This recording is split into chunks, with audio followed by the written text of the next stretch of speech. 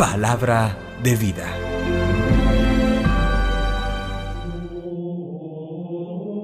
Comienzo del Santo Evangelio según San Lucas, capítulo 1, versículos 1 al 4 y capítulo 4, del 14 al 21.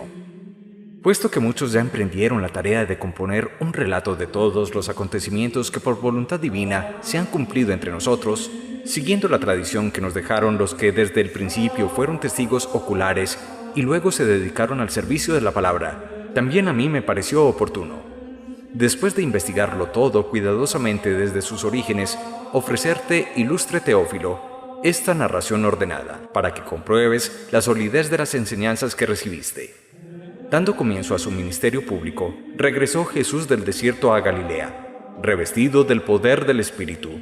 Su fama se extendió por toda la región, y elogiado por todos, empezó a enseñar en las sinagogas de los judíos. Entonces fue a Nazaret, donde se había criado. El sábado entró como de costumbre en la sinagoga y se levantó para hacer la lectura. Le presentaron el libro del profeta Isaías, y abriéndolo encontró el pasaje donde decía: «El Espíritu del Señor está sobre mí, porque el Señor me ungió. Él me envió a llevar una buena noticia a los pobres, a anunciar la liberación de los cautivos y dar vista a los ciegos, a dar la libertad a los oprimidos y a proclamar el año de gracia del Señor». Jesús cerró el libro, lo devolvió al ayudante y se sentó. Todos en la sinagoga tenían los ojos fijos en él. Entonces comenzó a decirles: «Este pasaje de la Escritura se ha cumplido al escucharlo hoy ustedes». Palabra del Señor. Gloria a ti, Señor Jesús.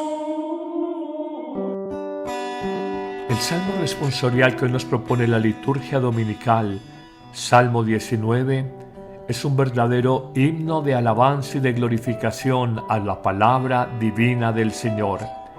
En efecto, como asamblea litúrgica, respondemos todos en este domingo: tus palabras, Señor, son espíritu y vida. Y a renglón seguido el salmista afirmará: la ley del Señor es perfecta y el descanso del alma. El precepto del Señor es fiel e instruye al ignorante. Los mandatos del Señor son rectos y alegran el corazón. La norma del Señor es límpida y da luz a los ojos. La voluntad del Señor es pura y eternamente estable. Los mandamientos del Señor son verdaderos y enteramente justos. Nos damos cuenta, pues, de cómo hay un himno de alabanza a la palabra del Señor, palabra que Jesús proclama precisamente en la sinagoga judía en Nazaret, según nos relata el comienzo del Evangelio de San Lucas, que hoy nos presenta la liturgia de la Iglesia. Jesús, lleno del poder del Espíritu, revestido de toda la fuerza de Dios, de manera solemne en ese día sábado, se pone de pies, le presentan el libro del profeta Isaías y proclama la palabra. Al final, todos atentos, con la mirada fija en Jesús, el mismo Cristo señalará: este pasaje de la Escritura se ha cumplido hoy en mi vida al ustedes escucharlo. Es que Jesús es la palabra encarnada, es la palabra hecha vida, es la palabra viva, y todas sus acciones, todos sus milagros, todas sus intenciones señalan lo que es el mensaje profundo del Padre Dios.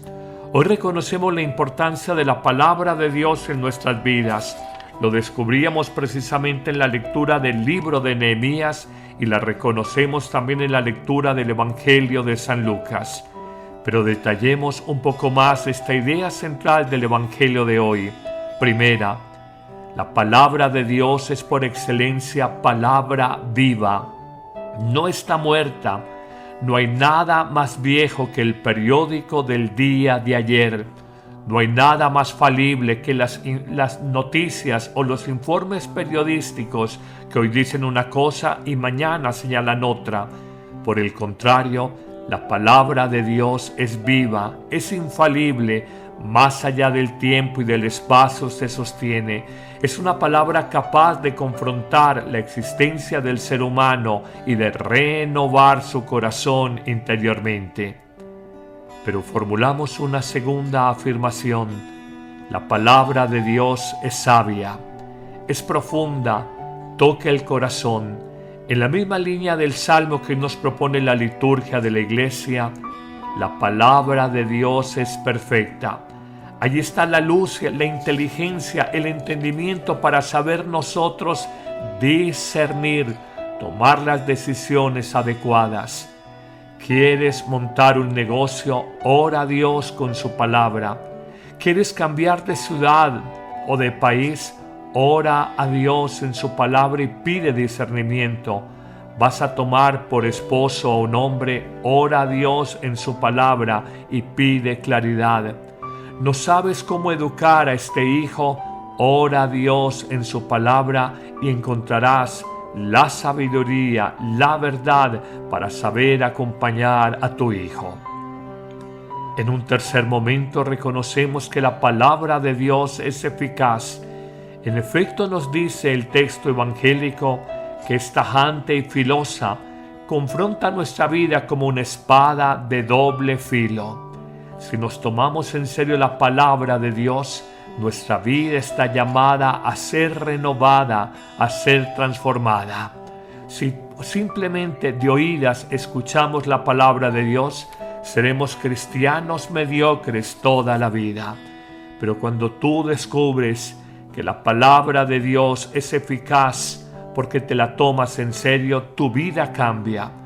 Recuerda el conocido ejemplo de dos hermanas que siempre asisten cada día a la misma Eucaristía, escuchando el mismo Evangelio y la misma predicación explicativa del mismo.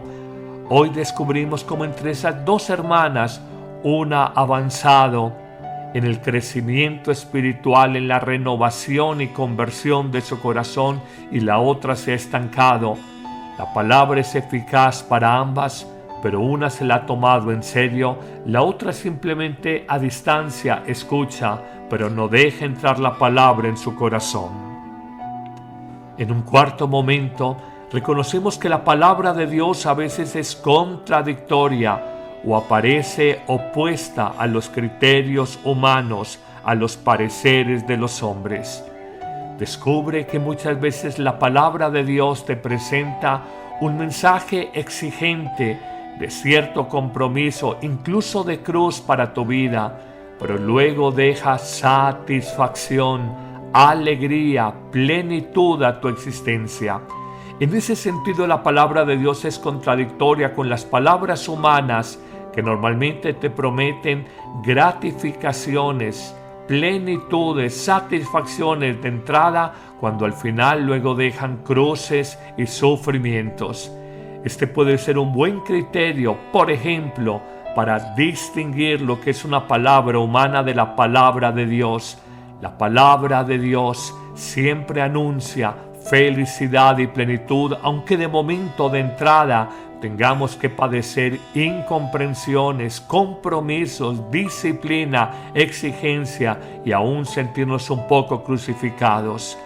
La palabra humana te anuncia una felicidad que luego no es capaz de darte, por eso es engañosa, por eso no es perfecta. Concluyamos diciendo que la palabra de Dios permanece oculta muchas veces y hay que hacer un esfuerzo para develarla, reconocerla, desentrañarla. Es como el tesoro oculto en esa finca, en ese terreno o campo que se encuentra bajo tierra. Se necesita el ejercicio y la exigencia de desenterrar el tesoro para poderlo disfrutar. Así es la palabra de Dios, que aparece oculta frente al hombre despistado, de mirada superficial y externa, y solo se deja conocer esta palabra oculta de Dios por el hombre orante, que sabe descubrir más allá de un texto evangélico la profundidad y la luz inmensa que la palabra de Dios trae a nuestras vidas. Que el Señor te bendiga abundantemente en este día En el nombre del Padre, y del Hijo, y del Espíritu Santo. Amén. Sintonízanos en tu móvil o tablet buscándonos en Google como Amén Radio.